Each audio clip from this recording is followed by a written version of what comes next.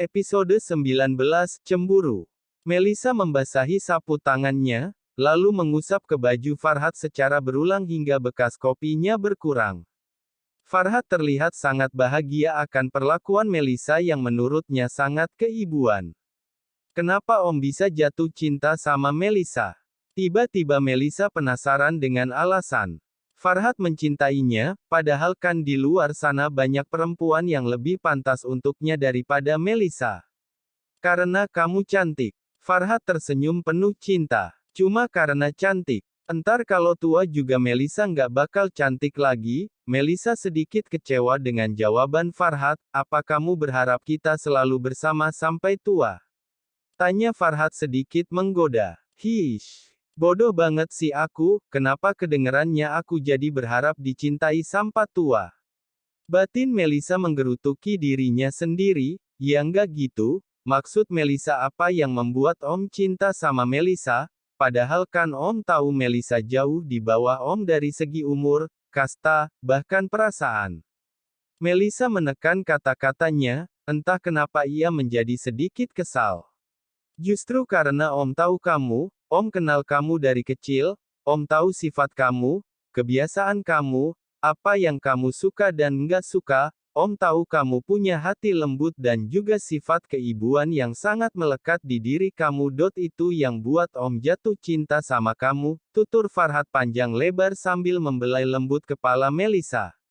Berarti Om Farhat bisa cinta sama aku karena udah kenal betul siapa aku. Apa aku nggak cinta sama Om Farhat karena aku belum mengenal Om Farhat? Apa kalau aku udah tahu sifat Om Farhat aku bakal jatuh cinta sama Om Farhat juga? Duh, kok merinding ya bayanginnya. Melisa terus mengoceh tidak jelas di dalam benaknya sambil menatap kosong ke wajah Farhat. Sampai tubuhnya tiba-tiba bergidik saat membayangkan dirinya dan Farhat saling jatuh cinta. Kok ngelamun? Farhat mencubit pelan pipi. Melisa, udah bersih bajunya Om, ayo kita balik ke sana. Melisa mengalihkan pandangannya dan segera beranjak dari sana. Melisa, kamu Melisa kan? Ujar seorang lelaki sambil memegang lengan. Melisa. Melisa pun menoleh dan ia mencoba mengingat lelaki itu, Kak Dio. Dio adalah kakak kelas Melisa saat SMA dulu, dan Dio pernah menembak Melisa beberapa kali, namun Melisa terus menolak karena Melisa tidak pernah tertarik untuk berpacaran. Apa kabar kamu Dek? Dio memberikan senyum hangatnya. Baik Kak, kakak apa kabar? Balas Melisa sambil menepis tangan Dio dari lengannya, kakak baik juga, BTW kamu tambah cantik ya. Belum sempat Dio melanjutkan basa-basinya, tiba-tiba Farhat datang dan langsung berdiri di tengah-tengah Melisa dan Dio, ia juga menghunuskan tatapan tajamnya ke arah Dio. Farhat menggenggam tangan Melisa dan mengajaknya pergi, ayo Melisa. Melisa duluan Kak, pamit Melisa terburu karena Farhat menariknya dari sana, iya, sampai jumpa. Dio melambaikan tangannya. Melisa juga menaikkan tangannya berniat untuk membalas lambaian Dio, tapi dengan cepat Farhat menurunkan tangan Melisa agar tidak melambaikannya. Turunkan tanganmu, ujar Farhat memandang tajam ke arah Melisa, kenapa lagi nih orang tua, kok tiba-tiba jadi serem gini, batin Melisa sambil menelan ludahnya yang tercekat di tenggorokan. Hari ini Mila berulang tahun, dan ia mengundang semua rekan dan atasannya untuk makan bersama di sebuah kafe setelah pulang kerja nanti. Pak Farhat sudah. Pak Vino sudah. Oh tinggal Riko si kampret yang belum ku kasih tahu, gumam Mila saat keluar dari kantor. Farhat, ia pun segera menuju ke kantor Riko. Tok, permisi Pak, masuk, ujar Riko datar, Pak, saya mau makan malam bersama rekan yang lain untuk merayakan ulang tahun saya ingin mengajak Bapak juga kalau berkenan, ujar Mila sambil menahan wajahnya untuk tetap tersenyum. Mila, oh iya Pak, semua karyawan pria yang tampan dari perusahaan kita bakalan datang juga, terus hubungannya sama saya apa? Riko terheran, kan Bapak suka tuh sama laki-laki tampan. Mila menaik turunkan alisnya, seolah sedang mengejek Riko, jangan sembarangan kamu, saya masih normal ya. Riko terlihat tak terima dengan perkataan Mila.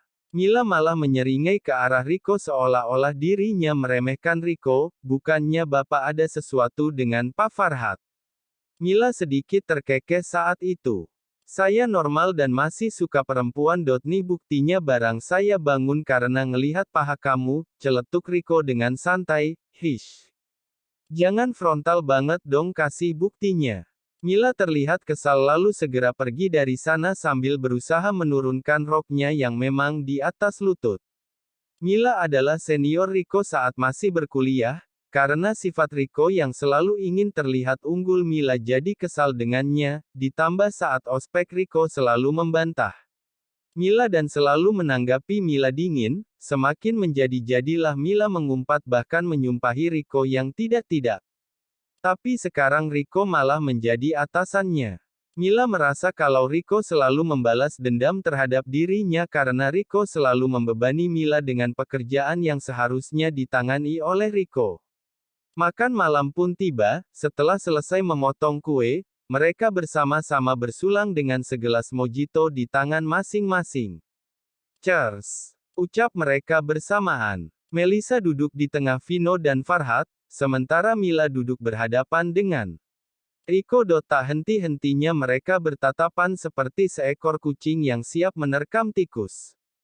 Tidak sengaja Vino menyenggol sikut Melisa saat hendak melahap kue ulang tahunnya Mila, sehingga membuat pipi Melisa belepotan. Maaf, saya nggak sengaja.